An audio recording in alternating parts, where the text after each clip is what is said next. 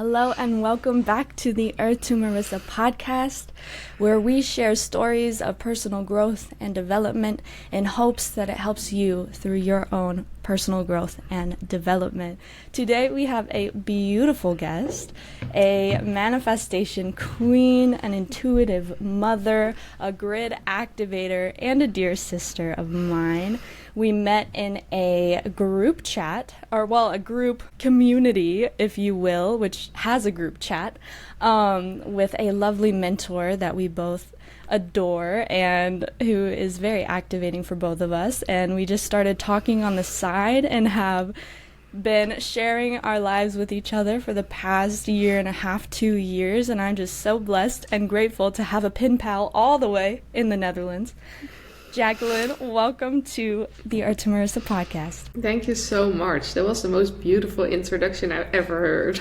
Aw, fully channeled and just fully your essence. Yes, I anytime I talk with Jacqueline, truly like lights, just like ping and soul pings happen. And I feel like we definitely are always open channels for each other, and I really appreciate that.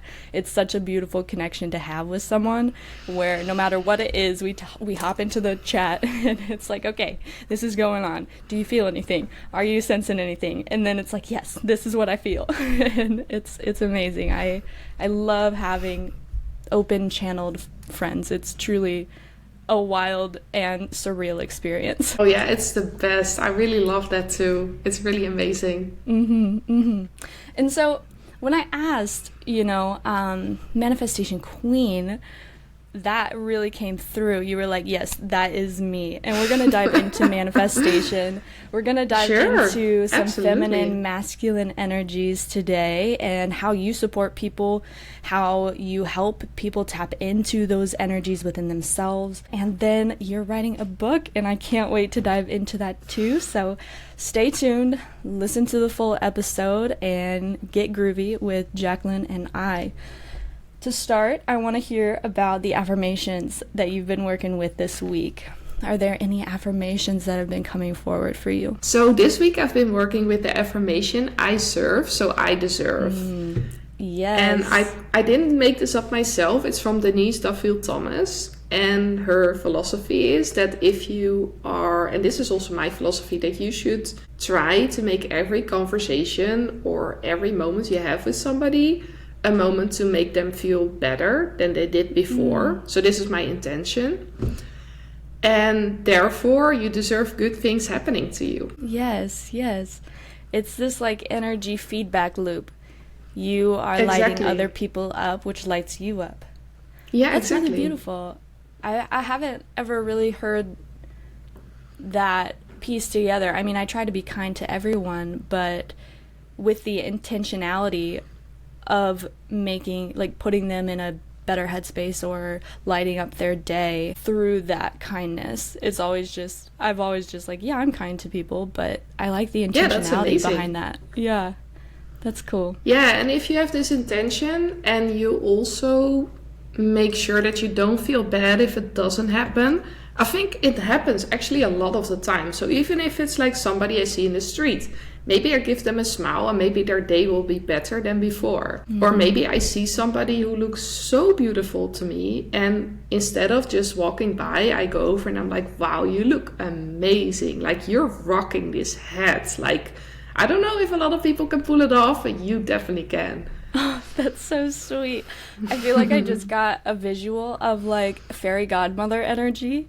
Where like, like you can be kind, but with the extra intention, like you are literally adding sparkle to their day. Oh, and I like love it will that get so better. much. That's so cute. Yeah. I'm just gonna... And I made like I'm just gonna envision myself as a fairy godmother now. You should do it. Yeah, I love that.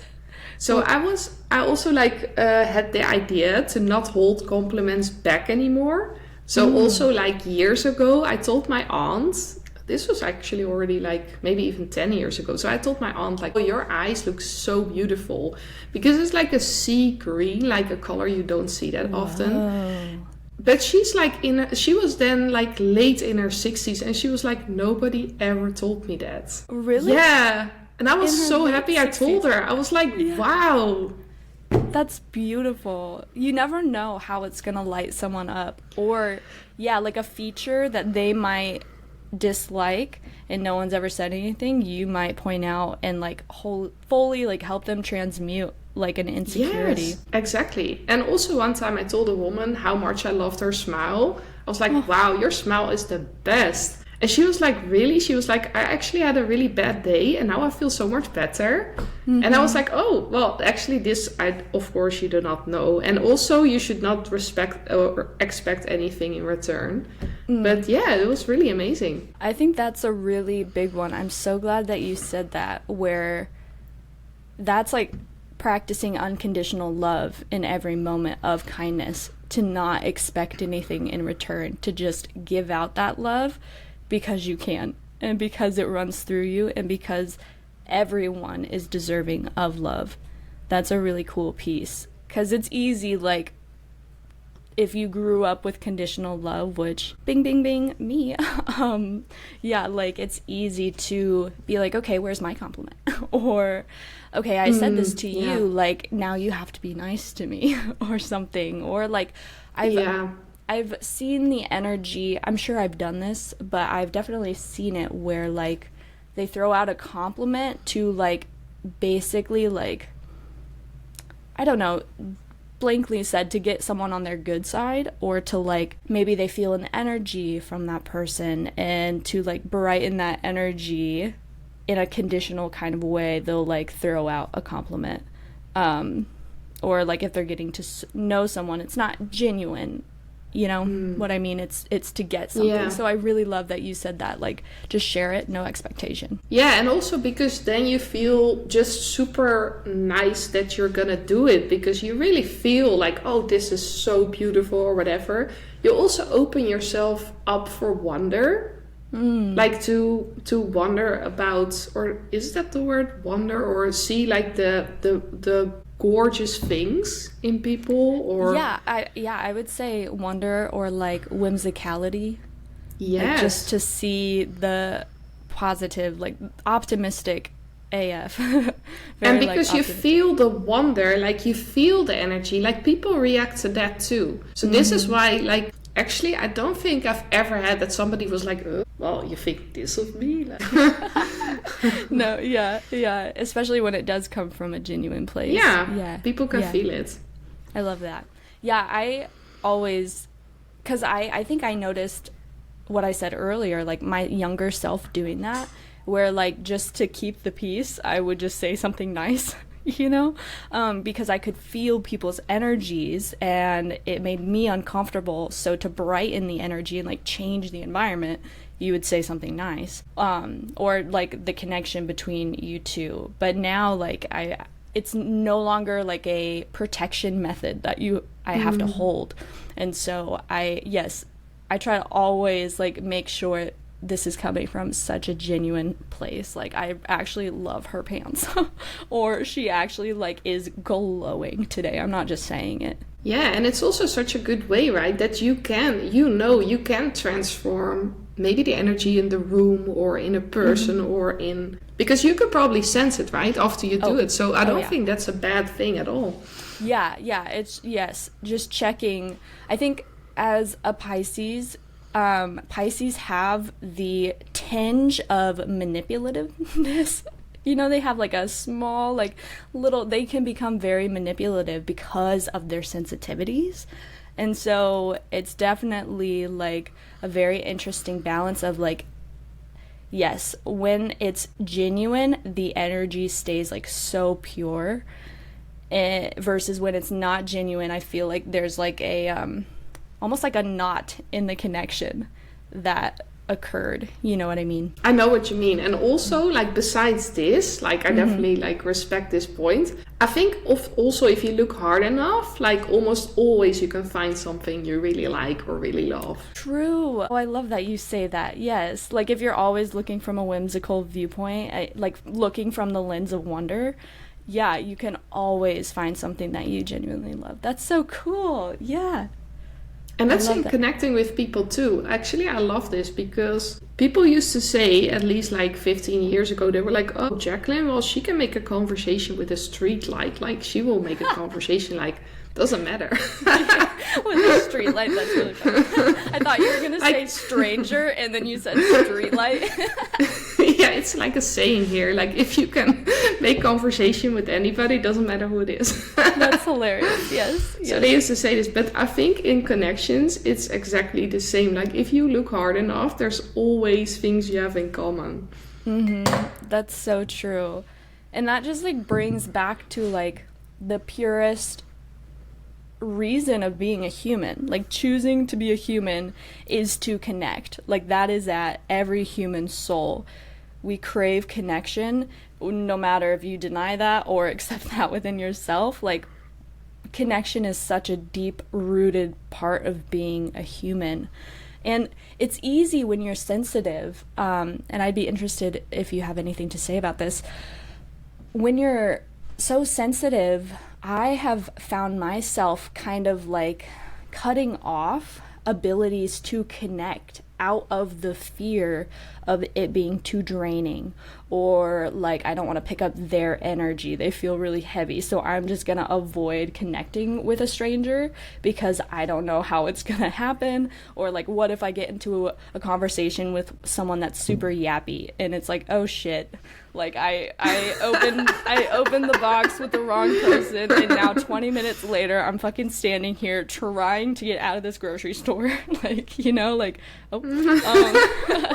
And yeah, like, just all of that. What would you say to someone that has that viewpoint of like kind of shying away from connection out of the fear of their own sensitivities? I would say create boundaries. And you can also do this in a way where you don't have to cut something off, but that there's a natural end. So if there's somebody you don't really want to talk to for more than 10 minutes, you can plan the phone call, for example, 10 minutes before you need to go into work, and then call them outside of work. Yeah. And then be like, oh, I need to hang up now because I need to be at work. But you still made sure they know you care. Yeah.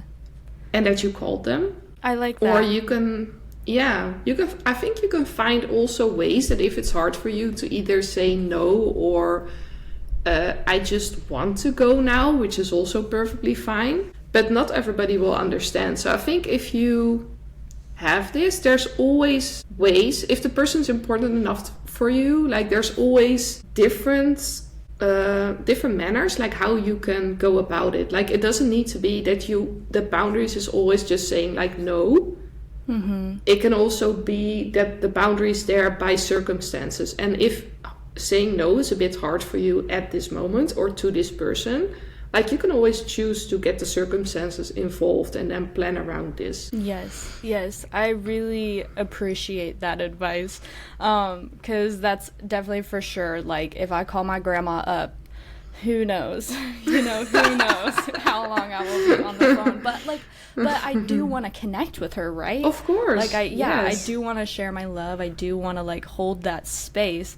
But man, oh man, she can talk. And I love her for that. Yeah. And I love when I have the space for that, but sometimes I just want to call and just be like, hey, thinking of you, love you. Like, I'm on my way to work, just so you know. So that's, planning around circumstances. I really like that advice. And I have a different piece of advice as well, Please. Actually. Yes. So if there's somebody who keeps yapping, as you say it, yes. Then there is a chance, and this is not with everybody, but there is a chance that they actually love it if you yap back at them. So if then there's anything that's been on your chest and nobody in your environment is interested to know about it, then absolutely this is the person to talk to, because if they listen or not, maybe this can be different in every situation. But so I spent a week in America, or actually longer, in America with my great aunt. And I was traveling around with her. But she kept on talking and talking and talking and talking. Like, and we were together 24/7. So for me, it got a bit much. But then at some point, I think it was the end of the first week, I was starting to interrupt her and just start talking about whatever I wanted to talk about. Yeah. And then actually she really appreciated it because she was like, finally some input, because she was talking so much. Because I'm not completely sure about this, but it potentially could be that she was maybe a little bit lonely or a tiny bit bored, or she just wanted to have a conversation. So she was just telling me everything she knows. Yes. Yes. And it came from the best place. And this is something that you can feel if you're very sensitive. You can feel that it's coming from such a good place. Yes. So maybe the yapper absolutely loves being yapped too. Yeah, absolutely. I love that you were saying this, because I definitely have family members that I think they do. They get a little lonely, they might live by themselves. Yeah, and exactly. So when they have someone to connect with, again, that human connection, they like put all of their energy there. Yes. And definitely as a sensitive person, it's like, whoa. Especially as someone like, I think I have that yapper gene sometimes, but some days I'm like, I need full silence, or like I'm like not in the space to yap, but like I feel like there's always something to talk about, right? But Absolutely. I'm an intentional talker. I don't just say things to say things. So it's really easy for me to just kind of sit back. But then after the conversation, I'm like, Lordy be, like, it was just like, I was with that person for like 2 hours, and I think I said like maybe 30 minutes of something. Because it's so easy for me to just like sit. But definitely that like interrupting and just being like, hey, this is my life now. Just trying to... Yeah, but also I think like nobody will be more interested in your stories than the people who are so excited to finally talk to somebody, right? Mm-hmm. Yeah, that's absolutely so nobody true. will be more excited to get new information. So then if you interrupt them and are like, oh, but you know what happened to me actually, and then they're like, oh wow, new information. Yes this is I feel that this piece of advice is going to change certain relationships in my life, and I'm very grateful for that, because again, right, you want to share love with people, but yes, when they are, so I just need to, and I do this kind of already, if I think of someone sometimes and like calling them, I try to do it right then and there, because it's almost my own spirit saying, hey, you have the space for this right now, you have something to share, you have something. I don't always act on that, but like I've been trying to be conscious of that. I do that a lot with my mom, like, because of course your mom wants to hear from you, and I'm not the best about calling, and so if I think of her and like think about calling her, I'm like, oh, okay, I need to do this right now. And it's kind of my own spirit, like, hey, you can hold this right now, or you can chat about this, and share with her and share your love and connect. Definitely. And I think it's so easy to stay sort of in a certain thinking in the box that social rules are the same for all people. But I think it's not true. I think every relationship has different, well, not rules, but like there's like social rules, like you need to let people talk first and then you talk, but it just doesn't work in every relationship like this. And then if you have somebody who keeps on yapping forever and you interrupt them sometimes, actually it can work really well, but you just need to try it out. So I would say like this is not like a bad relationship, or you should not avoid them, but just that's a good note. Like, think out of the box and just try some different things, and then maybe it will work better for you as well. Yes, I have a friend coming to mind that I don't talk to often, but when I talk, they definitely are really good space holders. However, they are also the yapper too, and they can just go on and on and on. But I will say they are really, really good. And because I've had that kind of mindset come forward, well, it's like, oh no, they're calling, I don't talk to them very often, I should answer, but like, how's it gonna go? But when I do, anytime I bring stuff forward, they are such good listeners. And like, amazing, such a good listener. And so it doesn't necessarily mean that it's not a good connection. It just you have to navigate these individual connections differently. And that's me too, probably. I can be a yapper too. I love that though. I like look down and I'm like, why is my phone blowing up? And then I see like 20 messages from Jacqueline. I love it. It's like my own little podcast, right? Me and my best friend will send like voice messages back and forth, but we always joke. It's like before we had podcasts, you know, we were like, I love listening to your podcast. Like, it's just this 15-minute voice note of you like ranting, and I love it. I absolutely love it. Same. Yeah. It's fantastic. So, what routines have been serving you lately? And I would like to know, if you want to talk about this, you've been alone right now. Your partner is away on business, and so you have been with the girls this week. You have 2 baby girls. Yes. What routines have served you in this week of solitude with the girls? So normally I would say meditation, and this still was going on. So I got up every morning at 5. But then my girls were like, great, let's get up as well. And I did not anticipate this at all. Because usually if my boyfriend is at home, like it's not a problem. Like they don't get up then. But now for some reason they were like, let's see what's going on. Yeah, mom is up, let's go. Yeah. And normally, like Rosie, my oldest daughter, wants to sit with me if I meditate, because I think it also changes her energy in some way. So this is already like, this normally happens as well. But now she was talking through it all the time. So I meditate every morning for 20 minutes. And usually she will talk through it like 1 or 2 times, because either she wants to know if I'm sleeping, she wants to check, or she wants to really emphasize that something is pink and that this is her favorite color. Like she just can't hold it in anymore. That's so cute. Yeah, something like this. It was always going on, but usually just 1 or 2 times, and it doesn't disturb me. But now, because my boyfriend was away, like her sense of safety definitely was a bit shaken up. Because for children, like she's 3, and for children that small, it's really hard to understand what exactly is going on. So she was like talking through it like almost non-stop. So this was definitely a bit challenging for me. But I did like meditate in the evening then, when I wasn't too tired, because I was really tired. yeah.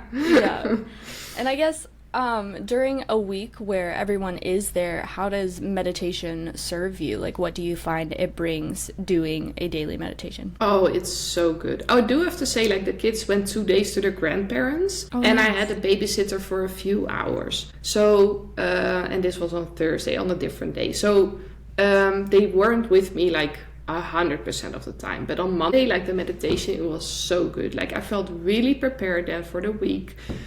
And what meditation brings me, beside like all the tension that can go away, it also brings me that I see connections, whereas before I didn't see them. So it's like the structures that are already prepared, they become way clearer to me, and it's like all the clutter can go. Yeah. It's like, I was talking to a friend on the podcast last week, and we were talking about how it's like the valve opening. Like, if you never open the valve, the water, the clutter keeps rising. But meditation 100%. Is like that opening where it can kind of like flush through, and then you have like a nice open space again. Absolutely. 100% agree. Meditation it's so grounding for the soul. Like, it's such a nice way to just center before your day, especially if you are sensitive. It's like tapping into your own energetic field, so you know where you're at, where your base zero is for the day. Yeah, before like other energies always come into it. And two, I want to ask this because I have this occur sometimes where I'm living with my partner, and this is the first person I've lived with. And I've definitely I've spent long periods with like other partners, but never like actually living, sharing a space. And so I find this like if I wake up, I immediately can most days when I wake up, he's still asleep, so it works out. But when we wake up together, and like sometimes he wakes up a little nervous or anxious, or something's really on his mind, or sometimes I wake up in a mood, we both like feel that because we're both sensitive, and then I feel like, yeah, there's not that separation where you wake up in your own energy. Like, we're waking up as like a unit energy, and then it can kind of like, if I woke up with this like happy feeling, and then, you know, I turn over and he's feeling some type of energy, it definitely, how do you, because you wake up and you have 3 people in your house, right? I have 3 people in my house. Yes, that are like full. And I mean, I have other roommates, but it's easier for me to kind of like disconnect from them because I'm not waking up in a bed or immediately having to tend to those energies, you know? As a mother, like, how do you kind of take care of yourself when waking up with so many energies around you? I can't do that. So this is why I put my alarm earlier than the rest of the people wake up. And then I meditate first. Or if my partner's at home, he takes care, well, I take care of the children for maybe like an hour. And then so he can sleep a bit longer. And then he takes over so I can meditate. But I need to meditate first, because else all this energy flying around, it's too much for me. It's so much. Yes, very chaotic. And especially as like a sensitive, intuitive mother. Yeah. And also you need to all the time think about like a structure that serves the children or serves like the family. Mostly children, of course. But yeah, I think the thinking of a structure, like, it's so helpful, but also so exhausting at times. So yeah, if I meditate before, like, I'm good to go in general. Like, sometimes I'm also like tired, of course, or excited. But before we had children, we would just go almost every day either to the beach or the forest. And this was also like, it would just wash away all the old energy. Yep. Nature bathing is like the absolute best. Yeah, exactly. So if I would be alone with Martin, we did this every time like we were together. And this would clear out anything. So I think this would be really good, like go outside. And now you can do that with the girls. Yeah, but this is the thing, because Martin's like my partner, his his natural rhythm goes a bit different than my natural rhythm. So like in the morning, usually I have a lot of energy, and then it sort of goes down during the day. And for him, it sort of slowly builds up. So because of this, I feel that too. Yes, that's how me and my partner are sometimes. Yeah, it's a bit complicated at times. We used to be like super spontaneous, and now we need to plan like a little bit more. And yeah, you're so right. We could definitely do that. And you mentioned this structure, which I want to dive into, because having this structure is a very masculine kind of trait, and you really specialize in the feminine masculine energies that run through everyone and how to balance them. So to start out, I would love to get like a rundown of what is feminine and masculine, if someone has never kind of heard this terminology. It doesn't necessarily mean girl boy. It's more so energies that make up the whole being. Yeah, so to put it very short, like male energy is very like the action taking, structure, discipline, planning, thinking ahead, building, taking steps to get somewhere. Feminine energy is more about being, about flow, about creativity, attracting, having the phenomenal energy to attract stuff. And the thing is that you cannot have one without the other. Like, you will not accomplish everything you want or your dream life if you don't have or do both or are both. So actually, like, structure is inevitable, because if you would want to attract your dream life, you would want to be in flow, in creativity. You want to just move, you want to feel, you want to be. This is phenomenal, and I'm all for that. Like, I'm 100% for that. But if you don't build a structure, you cannot have like a safe space, a clean space, a space with no other plans, a time window for this to happen. So what's going to happen if you don't have the structure? You will either get interrupted. People might think you're unreliable because you don't show up to appointments.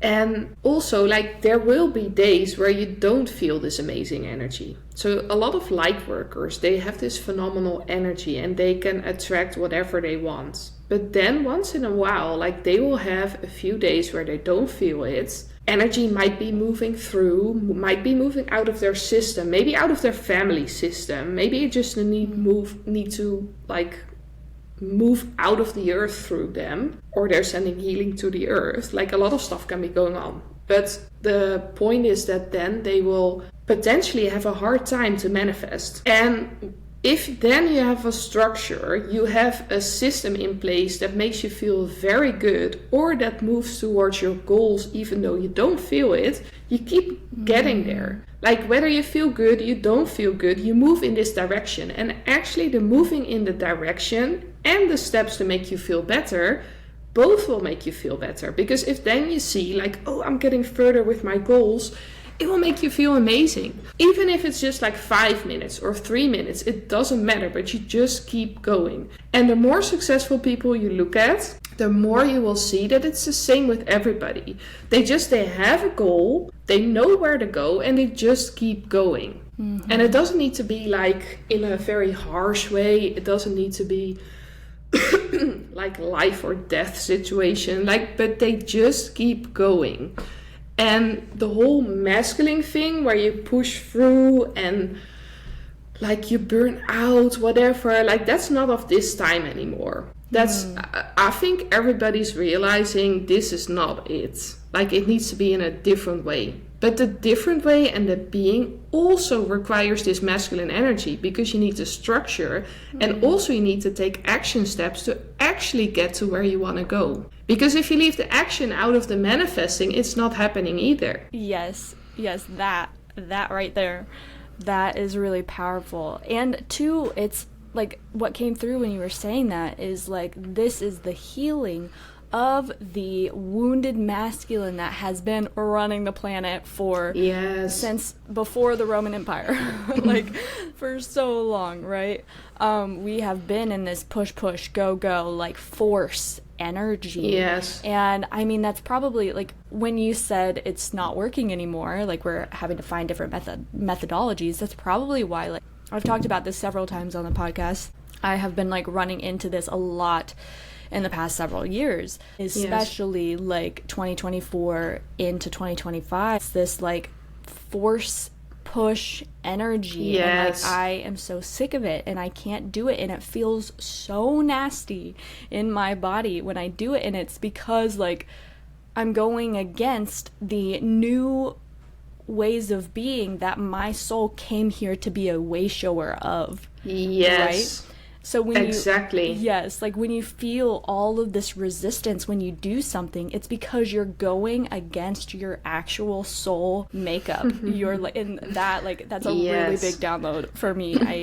I like knew that, but I think it's clicking more into place as we have this conversation of like, no wonder it like hits so hard. It's because I was never meant to like fit into that old system, because we are new. Like, there's no way for us to fit into the old system. Exactly. We are new humans. Yeah. And I love that you say this, that the forcing is the problem, because my book is actually called From Force to Flow. Oh. Yes. How amazing. So I'm writing a book about this, and this is the title. So this all makes sense, right? Absolutely. And I want to talk about that manifestation piece too, because I think you said it beautifully. There is no manifestation without aligned action. And again, it's that beautiful feminine and masculine flow that actually creates the manifestation. It's not just dreaming about it and being open to receive it as the feminine. Like, the way we work with spirit is to co-create, you know? Yes. You can't just sit back and watch it all happen. It's a co-creation. You also have to step in. And that brings me to a question that I had. It's like, okay, what energy is manifestation in? Is it feminine or is it masculine? And right now I'm hearing it's both. It's both. So I would say it's more feminine, because it's more, it's about attracting. But I think you need the structure to make it happen. Exactly. And it doesn't matter like which way, it doesn't matter if then it happens through an action you take to actually work on this specific goal, or if it's an action that gets you in alignment, like actually sitting down to meditate, or actually taking out your journal and writing about it, or getting in your car, going through the beach, letting the sea take all your problems by taking a swim, getting back in your car and feeling amazing. Then you can manifest again. But it is actually, there is action required to manifest. And that goes into the piece that you said earlier about like even if you aren't, like a lot of light workers, they're like charging days almost, I feel.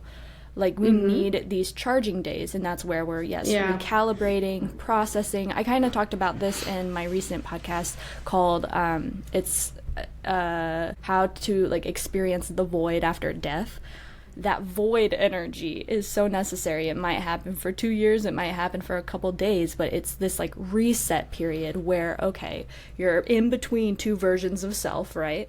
And light workers are doing this all the time because they are constantly moving. Like I feel like our recalibration is pretty quick if you have the awareness, you have the energy methodologies to like help quantum heal and change, and it can happen very quick, but we do need those reset periods. And during those reset periods, yes, it can be really easy to sit in the feminine and feel like you don't want to do anything, feel like you just kind of want to sit there, feeling down, feeling a lack of inspiration. However, if you have that masculine action, that structure to keep you in those routines every day, it will make you feel better. And it will also give you an opportunity for the energy to move through. So both the old energy to move out and the new to move in. Yes. By keep moving yourself. Just keeping the energy flowing. Yeah, exactly. I love that. And in your book, you talk about, because you walk clients through this, and you kind of said that you give them action steps and kind of ways, like if they're feeling too heavy in the masculine, you have systems that help them tap into the feminine and bring it back to balance. And I would love to hear about these systems that you share with your clients to help rebalance. And maybe if you want to talk about like kind of how you can notice within if you are imbalanced, and then where to go from that. Yeah, absolutely. So you will feel, if you're too much in masculine energy, you will feel, instead of driven to do something, you might feel a bit stressed. Or you might feel hot and sweaty, and you might feel like it's never enough, or pushy, or that you know you're not necessarily listening to your body, or you're not necessarily listening to your intuition. So you feel that you don't feel great. And if you think about it, you might realize that you don't feel so connected, whether that's to your body, to your environment, to your intuition, but you don't feel so connected. And if this is the case, then it's a little bit different per person what works. So you might need to slow down. You might want to go into nature. You might want to have time to create something, to be creative and go with the flow. Or you also might like take a shower or do something that some people call like self-care, like maybe washing your hair very slow, or having nice oils, or smelling nice things. So whatever you can to basically get back into your body in a way that works for you, but it can't be too fast or too competitive. So if then you would enter like a tennis game that's super competitive, then even though it does get you into your body, it might not get the effect of you being in your feminine. So it would be super helpful if it's more mindful. Rather than like, because I feel like sports, it's still very, go, go, go. And kind of forcing. And maybe there's a sport that's not. Like, I feel like dance can definitely be a sport, but also Exactly. like, if it's structured dance, that's very masculine again, but if it's like very like contemporary and flow in emotion driven kind of dancing, that is feminine. Yeah, but it's so like it's a very thin line, because if it's if it's very structured and you're used to it, then maybe because you don't need to think about it anymore, maybe you can get into flow. So then it's more feminine energy. So it's like really interesting. So this also happens with people in yoga classes. So a lot of yoga classes, because you don't know the poses that are coming, because the teacher has to tell you, like, it's possible that you get into flow, and it's also possible that you don't. But if you do Ashtanga yoga, because it's all the time it's the same, if you do it enough times, you will get into flow, and it's so heavy on the body, you definitely will not have time to think. Yes.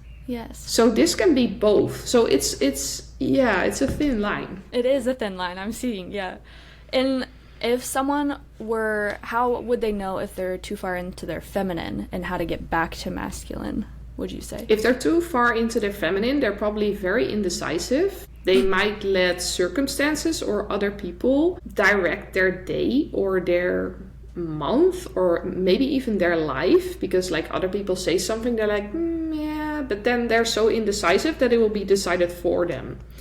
Or they will not take the action steps, even though they're super talented or amazing at something, or are the space holders that everybody needs in their life. But because they don't actually ask the person that they know probably wants a session, like, hey, you want a session? Or if somebody asks, do you do sessions? And they're like, someday. Like, it's a bit too fake, you know? Like, there need to be actual steps taken to make it happen. So, and this also is why, well, it's not the only reason, but it's one of the reasons why this came up for me, is because I saw a lot of light workers that are incredibly talented, that I really see change the world in a phenomenal way. And they're like, we'll see. I'll see when I feel like it. I'll see like when I find my groove and my flow. And it's like, I find that such a shame for the world, because if they're not feeling like 100% phenomenal, then maybe if they would feel 60% phenomenal, it still might change people's days for 100%. Like, you do not know. So this is also why I find it so important to just keep moving. Like, even if it's small steps, even if it's just something tiny that you know you can do, like, keep going. Like, take the small steps. It's that the world needs you right now. Yeah. Amen.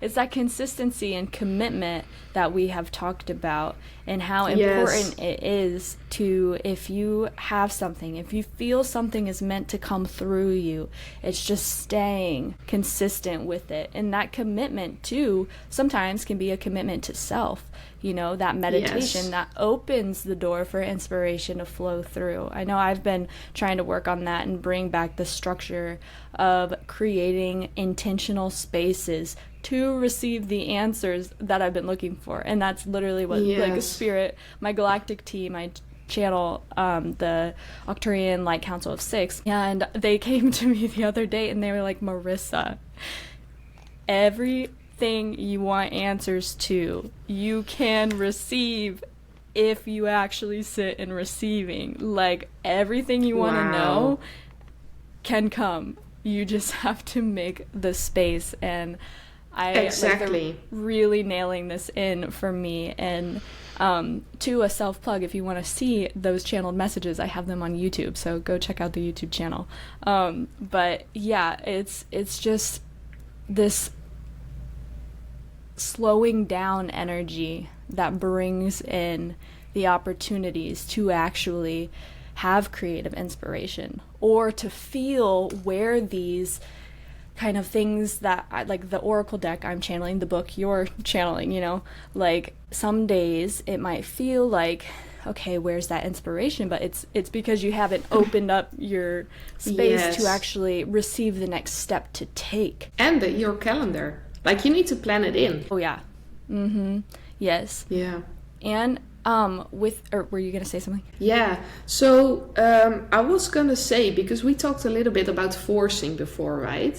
So I want to add on to this. So I'm very convinced that you can trust your body and your intuition. And at the same time, with every big change you're making, or every like new energy level or whatever, your nervous system is going to play up. Because a change will feel like danger to your body. So because of this, there is a difference between listening to your body and you just are like, nah, watching TV sounds great to me.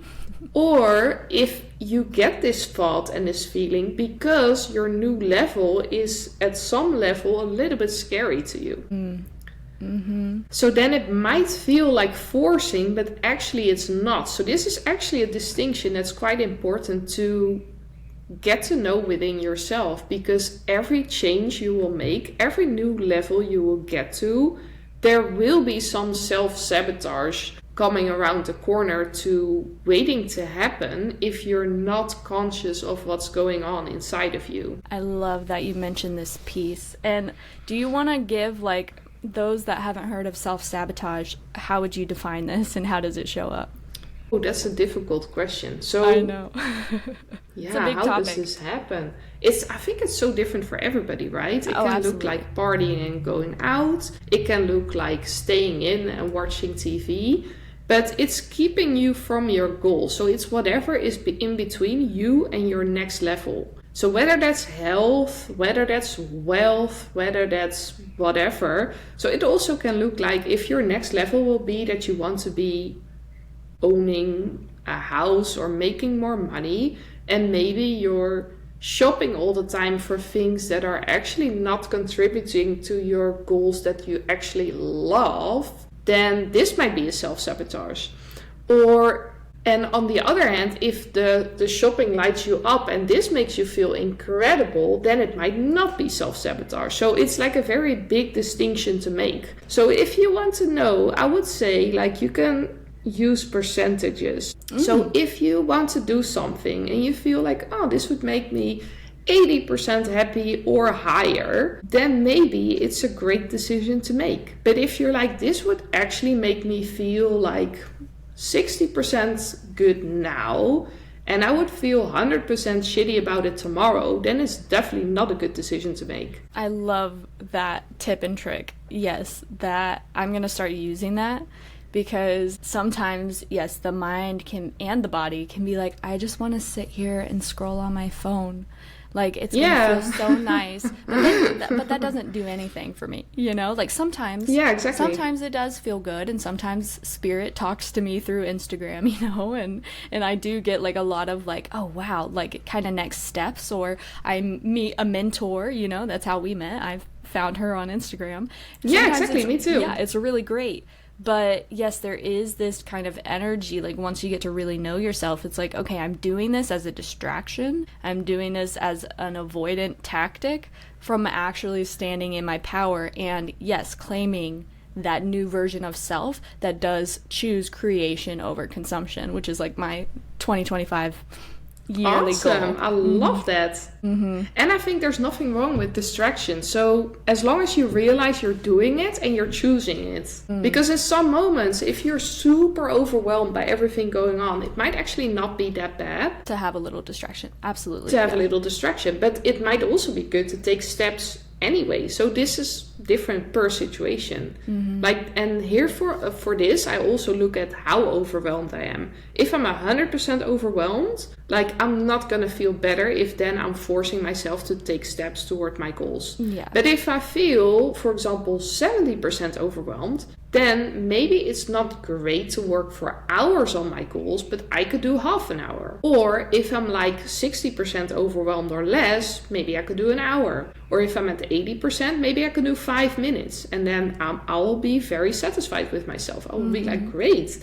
So I was super overwhelmed, but I did 5 minutes. And then doesn't matter like what's going to happen, at least I got closer. Absolutely. And two, it's all about momentum. So even if you start that 5 minutes, exactly, it might turn into that hour that you were wishing for because you took that whole day. Step forward. And then you realized, oh, it's not that bad. Your nervous system calms to that change. And then you can actually start creating. Yeah. So true. There's such a real example of this that happens to me all the time. So I have a lot of houseplants, and I know there are some plant girlies probably listening to this who also have a lot of houseplants.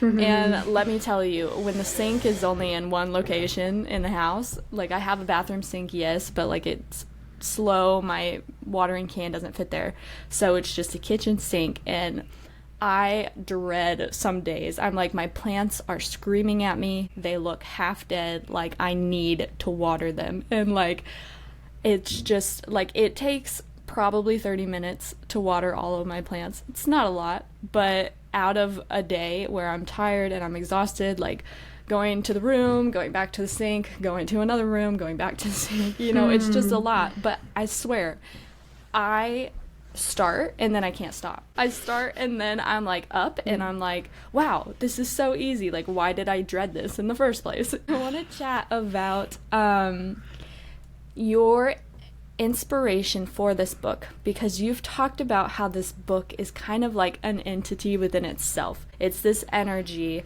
and it's been coming in waves over the past, like, really, like 2 years, right? Yeah, exactly. Yeah. And over these like 2 years, it has not fully presented itself, but you've gotten like little pieces. And how has staying committed really brought in the kind of bigger picture of what this piece of work will be? I mean, you still don't fully know, do you?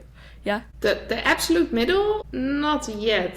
So the name From Force to Flow actually already came to me, I think 2.5 years ago. Or, yeah, 2.5 years ago. So I just kept seeing F's, like every meditation. Then the name came to me. Then the program came to me. So this is what I do with the participants.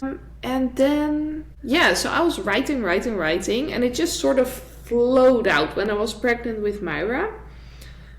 I already actually started, like 2.5 years ago when it came to me, there was this woman, a mentor I was with, and she was like, you need to write a book. And she said this to, like, it was a group program to all of the participants. And I was like, okay, I'm taking this seriously. Like, I made a serious investment for this group program. And I was like, yeah, I'm definitely gonna write a book. I started writing, then for some reason, like the inspiration stopped. I was pregnant with Myra, and then I started writing again. And this time it just flew out. But everything I had from before, I was like, no, this is definitely not the book. Like, this all needs to go. So it all needed to go. I started all over again. 30,000 words just flew out of me. Yeah, it's a lot. And I read somewhere on the internet, I actually Googled for this, that the average book is between 45,000 and 60,000 words. So I'm like, oh, pretty close. Perfect, yeah. Yeah, but then we were like moving. I was like at the end of my pregnancy and a lot of things were happening. So it was not possible for me to write anymore. So it was just still. Then I felt very called to keep on going with meditations. I do meditations with people. So I did this first. I did like a bit on social media. I was learning how to use social media a bit more. So there were actually like other things. And learning, of course, this was my main priority, to be a good mother to 2 children. And yeah, now since, I think, I'm not sure, like I did tell you about it, probably 2 months. Like 2 months, I can feel it again. Yeah, I can feel it's like really like lighting up. It needs to go out. And every time I want to do anything else, I keep hearing, no, you need to write right now. This is the time. Write it down and do it now. Yeah, and then at first the confusing thing was like, yeah, what the hell do I need to write down? Because I wrote all this stuff. My momentum was still back there for my feeling. And I'm like, yeah, so what do I write? But the more I'm at it, the more it becomes like a little bit clear. Like, oh, this part actually needs to go. Or, oh, I can add something here. Or, oh, this is a super important distinction. So it's all about raising your energy and how to stop forcing, start living in flow and going towards your dream life, whatever that looks like for you. And it definitely feels like an entity. So I keep seeing like this orange energy coming with me. But it's like, it's sort of turning, but I haven't seen exactly like the exact point yet. So every time I was writing in the past 2 months, like I think this happened to me 3 or 4 times, that I'm like, oh wait, this is the point.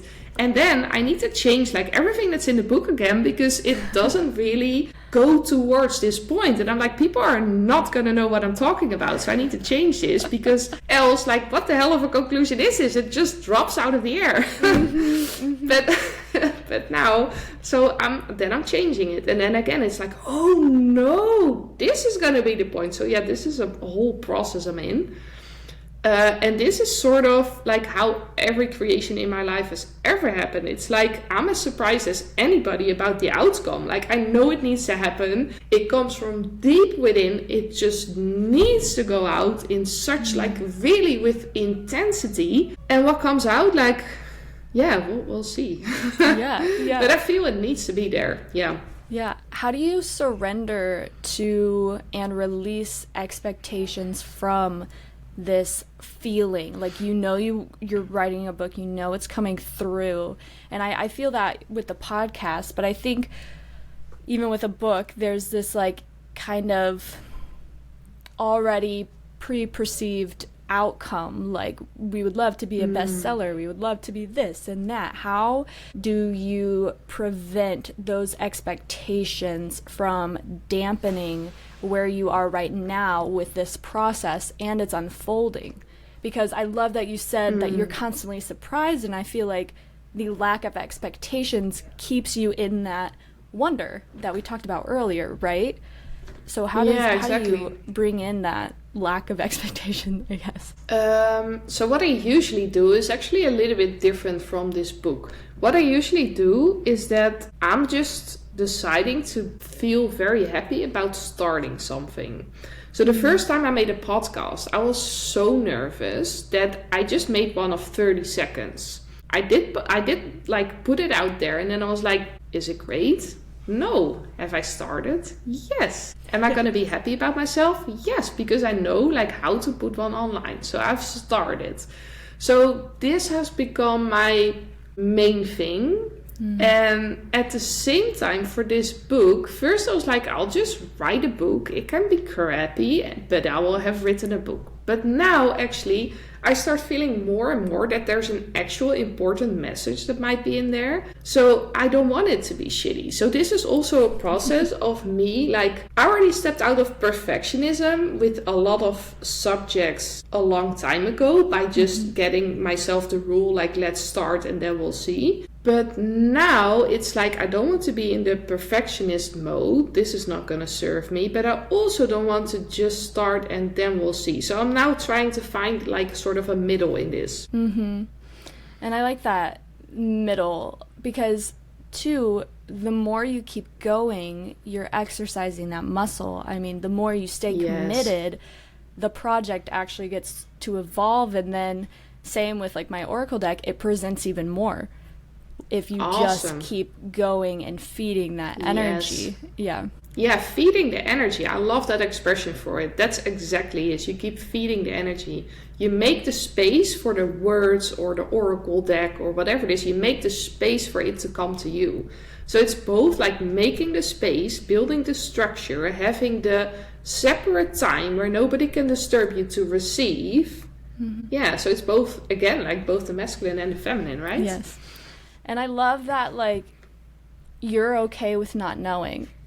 You still might not even know, like, what the full message is going to be, but that doesn't stop you from taking that creative action and following the inspiration that flows through you to write. Yeah, my intuition tells me very strong, so this makes it easier as well. I think that's just such a beautiful message because people often are like, well, I want to do this, but I don't know. Yeah, I don't know like how, or I don't know what it's going to turn into, but it's okay to not know and to just do. Yeah, just do it. Just do it. Yeah. Nike.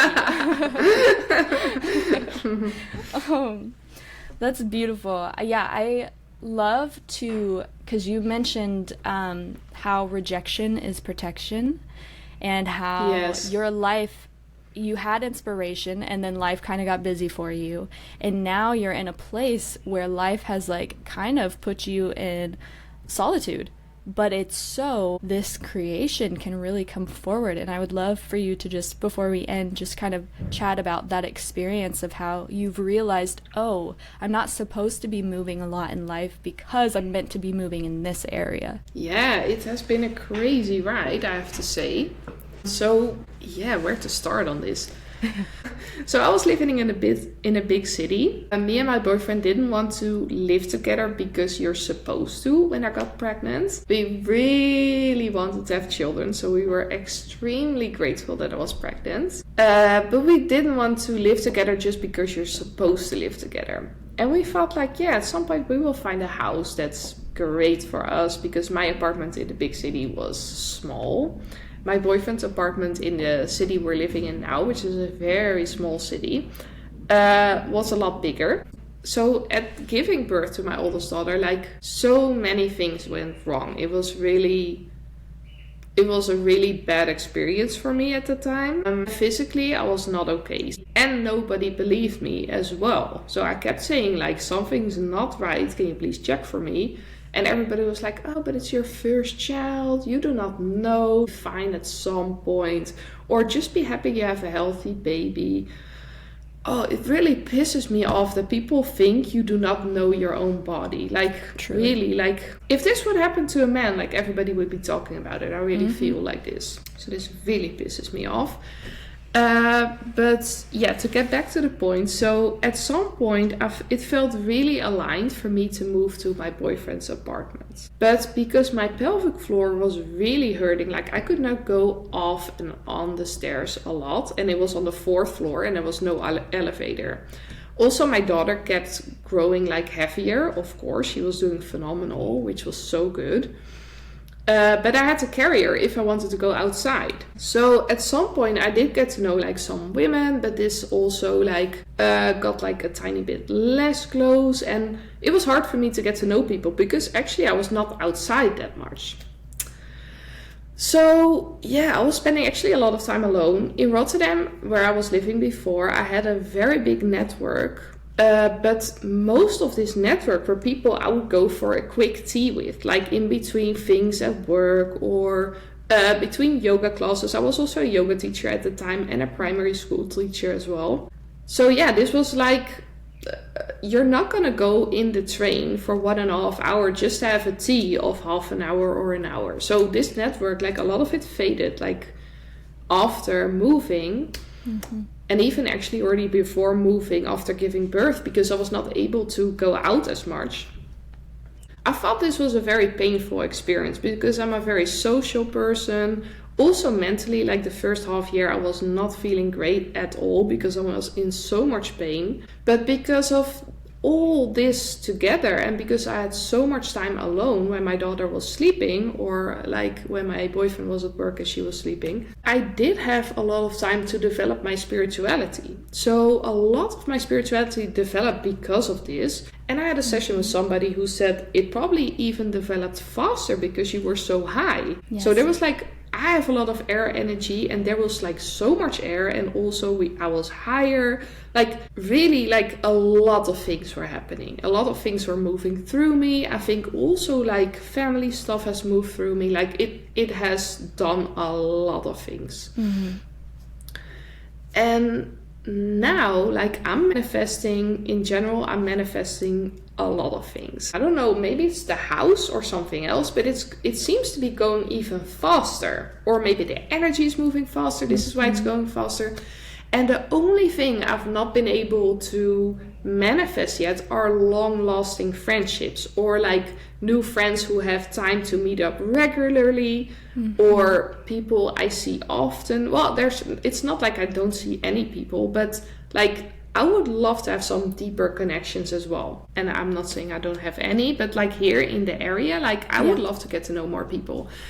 And I realized all of a sudden, if everything is working out, and everything is working out for me, everything is always working out for me. So then there's a reason that this particular thing that I would love is not happening. And it's because if I would know these people, I would be so excited. I would want to hang out all the time. I would be like, hey, great, I'm coming over tonight. Oh, you want to come over tomorrow night? Great. And my schedule would fill up.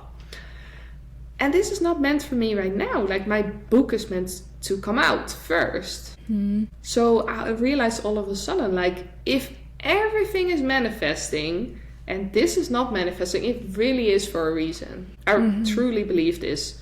When you originally shared that with me, it gave me so much hope, because I think I was talking about my living situation and how I was like, yes, I'd love to live somewhere else right now. But like, yeah, if it's not happening and like you actually tune in and you hear like not right now, like there's a reason for that. And it's so, yes, you can have the security, the structure to allow the creations to come through. And I feel like we are in a very like similar space right now. Like, yes, I have some close friends, I see them like here and there, but other than like me and taking care of myself and my partner, you know, like that's my schedule and work and then creating. And it's this time to build momentum and to create, which I love. Exactly.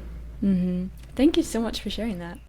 There's You so too. much wisdom that always pours through you, and I'm so blessed to be connected and to have this moment and to share your wisdom and your joy and your wonder with the listeners of the Earth to Marissa podcast. Thank you so much. Absolutely. Where can people find you, Jacqueline? I have a website called strategyforenergy.com. I have Instagram, Jacqueline Schols. I don't know if people know how to say this, but you said you would put I'll it in link the it, thing, right? Yeah. So if anybody wants to connect, I would be very happy to. I still have spaces for one-on-one clients, and my book is coming out. Very excited about this as well. Yes, and I will link the book when it is officially published. Thank you so much. Yes. So thank you so much for listening to this episode. If you loved it, please comment below. If you want to hear more people like Jacqueline, definitely let me know. And until next time, we hope you have a beautiful rest of your day or evening and have fun working with your masculine and feminine energies. Bye for now.